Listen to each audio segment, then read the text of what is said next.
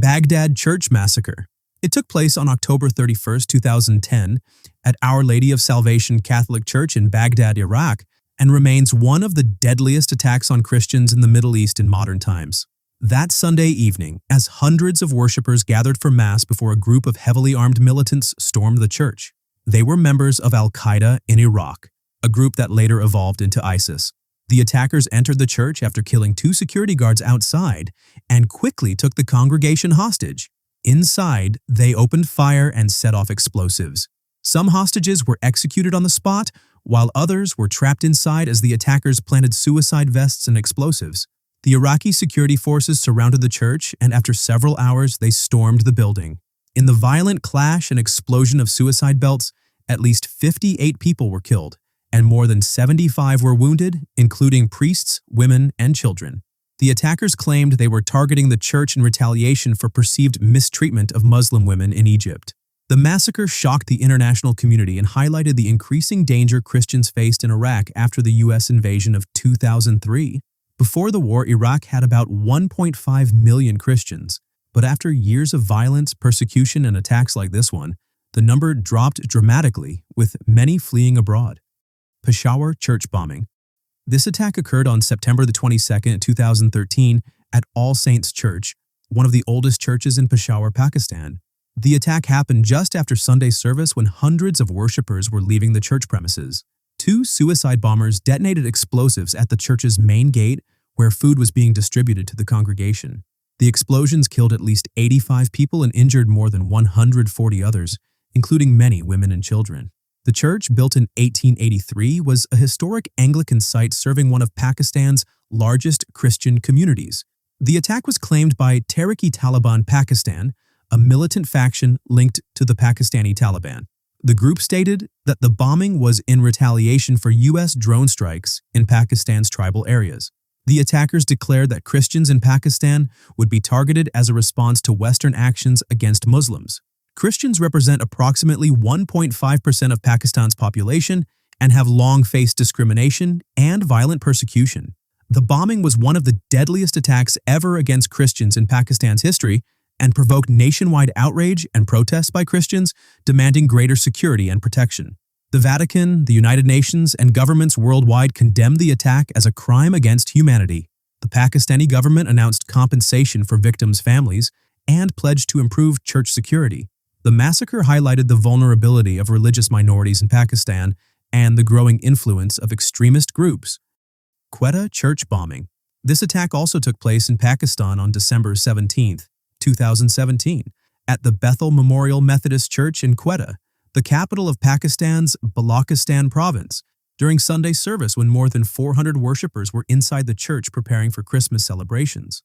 2 suicide attackers attempted to storm the church compound, which was heavily guarded by police, and while one bomber managed to enter the church and detonated his explosives near the main hall packed with worshippers, the second was shot dead by security forces before he could detonate his vest, preventing a much larger tragedy. The blast killed at least 9 people and injured more than 50 others, many of them women and children, inside a church that had been established in the late 19th century and served as one of the main Christian worship centers in Quetta. The militant group Islamic State, ISIS, claimed responsibility for the attack through its Amaq news agency, stating that its fighters had targeted the church to kill Christians and disrupt Christmas preparations. The bombing demonstrated ISIS's growing influence in Pakistan, especially in Balochistan, which had been suffering from increasing sectarian violence, while Christians in Quetta had already faced years of attacks and discrimination, making the church a vulnerable target. The attack provoked shock and anger across Pakistan, with Christian leaders demanding stronger protection for their community, while the Vatican, the United Nations, and international human rights groups condemned the bombing as an assault on religious freedom. The Pakistani government announced emergency medical aid and compensation for victims and promised heightened security at churches during Christmas. Yet the massacre highlighted both the persistent danger facing Pakistan's Christian minority and the ability of extremist groups to strike symbolic religious targets. Sri Lanka Easter bombings.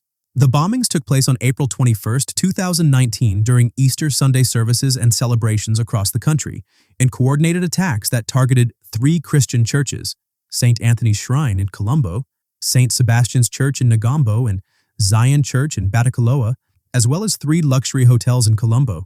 The bombings killed at least 269 people and injured more than 500, making it one of the deadliest terrorist attacks in South Asia's history, with victims including Sri Lankan worshippers, foreign tourists, and hotel staff. The attackers were identified as members of a local Islamist extremist group called National Tawhid Jama'ath, which had pledged allegiance to the Islamic State. ISIS later claimed responsibility for the attacks through its propaganda outlets. The bombers were 9 Sri Lankan nationals, including a wealthy businessman who financed the operation, and 2 brothers who carried out suicide bombings using powerful explosives packed with ball bearings to maximize casualties. The motive was rooted in radical Islamist ideology and the desire to spread global jihad in Sri Lanka, while officials also reported that the attackers framed the bombings as revenge for the Christchurch mosque shootings in New Zealand a month earlier, though no direct connection was proven. The Sri Lankan government faced heavy criticism for ignoring multiple intelligence warnings from foreign agencies, including Indian intelligence, which had specifically alerted authorities about planned church attacks, and the Catholic Church condemned this negligence, demanding accountability. The bombings became a turning point in Sri Lanka's struggle against extremism, exposing the global influence of ISIS-inspired terrorism and the deep vulnerability of Christian communities celebrating their holiest day. Charleston Church shooting. The Charleston Church shooting took place on the evening of June 17, 2015, at the Emmanuel African Methodist Episcopal Church in Charleston, South Carolina, one of the oldest black churches in the United States and a historic center of civil rights. During a Bible study session, a 21-year-old white supremacist named Dylan Roof sat with the congregation for nearly an hour before opening fire, killing 9 African-American worshipers, including the senior pastor Clementa C. Pinckney, who was also a state senator. Roof later admitted that his motive was to start a race war, and investigators discovered a manifesto in which he expressed extremist white nationalist beliefs and hatred toward black people. The victims were remembered as devoted church members, community leaders, and pillars of Charleston's black community, and their deaths shocked the nation. The attack drew immediate condemnation from political and religious leaders, with President Barack Obama calling it an act of terror and racism. Roof was arrested the next day in North Carolina and later convicted on 33 federal charges, including hate crimes, and sentenced to death in 2017, becoming the first person in U.S. history to receive the federal death penalty for a hate crime. The massacre renewed national debates about racism, domestic terrorism, and gun violence in America, and it also reignited calls to remove the Confederate flag from South Carolina's State House grounds, which was taken down less than a month later. Sutherland Springs Church shooting.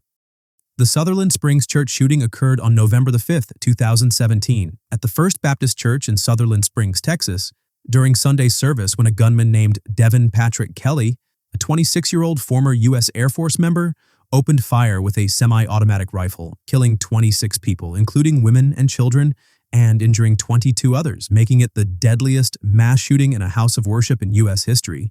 Kelly had a history of domestic violence and had been court-martialed and discharged from the Air Force for assaulting his wife and child, but due to failures in military reporting, his conviction was not entered into the federal background check system, allowing him to legally purchase firearms he should have been barred from owning. He carried out the massacre dressed in black tactical gear, firing indiscriminately at worshipers before being confronted by a local resident, Stephen Williford, who exchanged gunfire with him and pursued him in a high-speed chase until Kelly crashed his vehicle and took his own life. Investigators later revealed that Kelly had ongoing conflicts with his in-laws who occasionally attended the church, though they were not present on the day of the attack, and officials concluded his actions were fueled by a mix of personal grievances and hatred rather than a broader terrorist agenda. The tragedy devastated the small rural community of about 600 people, where nearly every family was affected, and it reignited national debates on gun laws, mental health, and failures in background check enforcement. Owo Church Massacre. The Owo Church Massacre occurred on June 5, 2022 at St. Francis Xavier Catholic Church in Owo, Ondo State, Nigeria, when armed men attacked worshipers during Pentecost Sunday Mass, killing at least 40 people and injuring more than 80 others, including women and children, in one of the deadliest attacks on Christians in Nigeria's history. The assailants, described as heavily armed with assault rifles and explosives, entered the church and opened fire indiscriminately, while also detonating bombs, trapping the congregation inside and causing widespread panic. No group initially claimed responsibility, but Nigerian authorities later suggested that the attackers were linked to the extremist group Islamic State West Africa Province, which has a record of targeting Christians and churches across the region. Officials stated that the attack was aimed at spreading terror, destabilizing the relatively peaceful southwestern region, and sending a message of strength from insurgent networks that had been largely operating in the northeast. The massacre shocked Nigeria and the world, as Ondo State had previously been considered one of the safer regions, far from the country's epicenter of Islamist insurgency. Pope Francis condemned the killings, calling them an act of unspeakable violence, while Nigerian President Muhammadu Buhari described the assault as heinous and vowed to track down the perpetrators. The tragedy underscored the growing vulnerability of Christians in Nigeria, where thousands have been killed by extremist groups and armed militias over the past decade, and it also highlighted the inability of the government to provide consistent security for worshippers. In the aftermath, mass burials were held for the victims. International human rights organizations demanded stronger protections for religious minorities, and the massacre became a global symbol of the rising tide of anti-Christian violence in Africa. Philippines Cathedral Bombing. The Philippines Cathedral bombing took place on January 27, 2019, at the Cathedral of Our Lady of Mount Carmel in Jolo, Sulu Province, when two powerful explosions ripped through the church during Sunday Mass, killing at least 20 people and injuring more than 100 others. The first bomb detonated inside the church as worshippers gathered for the service, and the second exploded just outside the building as soldiers, police, and civilians rushed to help the wounded, amplifying the death toll. The victims included churchgoers, soldiers assigned to guard the cathedral, and local civilians, while dozens of others sustained life-changing injuries. The attack was claimed by the militant group Abu Sayyaf, an Islamist extremist organization with long-standing ties to ISIS, which had previously targeted civilians, Christians, and government forces in the southern Philippines.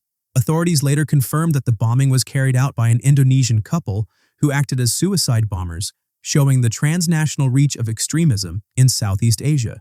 The cause behind the bombing was tied to both extremist ideology and retaliation, as the attack came just days after a referendum that granted Muslim-majority areas in the southern Philippines greater autonomy under the Bangsamoro Organic Law, which Abu Sayyaf opposed.